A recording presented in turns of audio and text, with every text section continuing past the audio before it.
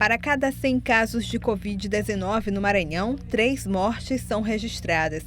A taxa de letalidade da doença hoje é de 2,99% e está abaixo da média brasileira, com 6,1%.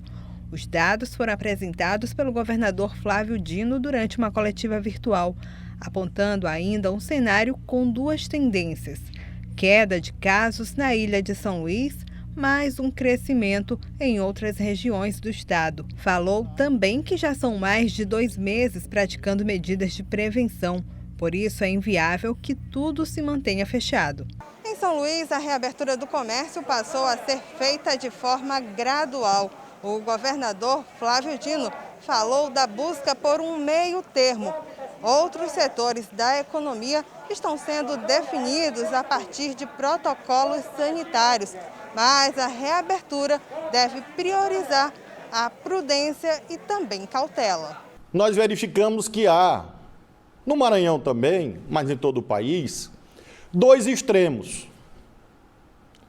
Um diz o seguinte: fecha tudo enquanto tiver coronavírus. O problema desta posição é que nós já estamos há mais de 2 meses praticando essas medidas. E há limites fáticos, ditados pela própria dinâmica social, não só a dinâmica econômica. Não se trata, portanto, de pressão do segmento A ou B. Se trata de uma leitura quanto à dinâmica da sociedade. Decorrido um tempo, é muito difícil em qualquer país manter a eternização de medidas, porque não há cenário de desaparecimento total do coronavírus amanhã ou semana que vem.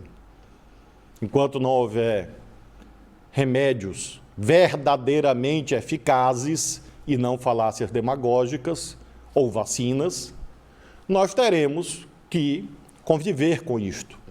É aquilo que os filósofos, sociólogos, têm chamado de novo normal. Vejam a notícia de hoje na Coreia do Sul. Eles abriram as escolas e agora estão fechando 500 escolas. Abriram na sua capital, a cidade de Seul, alguns serviços e agora estão fechando. Exatamente porque a pandemia tem ciclos, tem ondas, em nível global.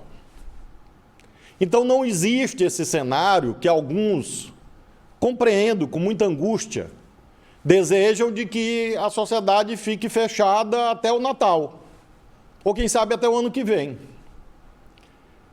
Isto, obviamente, se revela inviável. Assim como o outro extremo, que é o do libera tudo amanhã, como às vezes eu sou pressionado. Academias, shopping centers, por enquanto, permanecem fechados. Atividades esportivas também continuam suspensas. Instituições de ensino devem reabrir a partir do dia 15 de junho, seguindo escala, começando por graduações e pós-graduações. O protocolo segue até o mês de agosto. Em relação às escolas, nós também temos um processo participativo em andamento. Irei editar um decreto hoje, tratando sobre as regras. A nossa proposta inicial é que o processo de abertura inicie no dia 15 de junho. Inicie no dia 15 de junho, porque ele também seguirá, nos termos do decreto, uma metodologia progressiva, começando da graduação e pós-graduação até chegar aos meninos e meninas menores, da educação infantil do ensino fundamental. Por que isto? Há uma razão científica. Acreditamos que os adultos têm mais facilidade de cumprir as normas sanitárias. Há também possibilidade de combinação de atividades presenciais e não presenciais. Esta é uma diretriz que a rede estadual seguirá. Nós iremos intercalar atividades presenciais e não presenciais, porque é obrigatório nesse decreto que haja redução do número de alunos por sala de aula. Esta obrigação é para toda a rede pública e privada. A de redução. Cada gestor, na sua esfera de competência, vai definir como fará isto. Mas nós precisamos reduzir o número de alunos, intercalar horários de entrada para evitar aglomerações, cumprir as normas sanitárias no âmbito escolar, mas esse é um processo que vai se estender provavelmente até o mês de agosto. Este é o calendário, repito, previsto. Nós estamos hoje no dia 29 de maio. Nós estamos colocando uma previsão de 15 de junho. Estamos anunciando por quê? Para que as escolas possam se preparar. O Maranhão foi o primeiro estado do país a adotar a medida de lockdown com duração de 13 dias. Medida que o governador avaliou como positiva para o controle de casos na capital e que manter a retomada econômica depende do cumprimento de protocolos sanitários. Alguns setores podem ter a reabertura antecipada, dependendo dos próximos dados de controle epidemiológico. A expectativa, segundo a qual, revogados os decretos sanitários, a economia vai voltar a crescer como antes. Primeiro que ela não estava crescendo. Começa daí.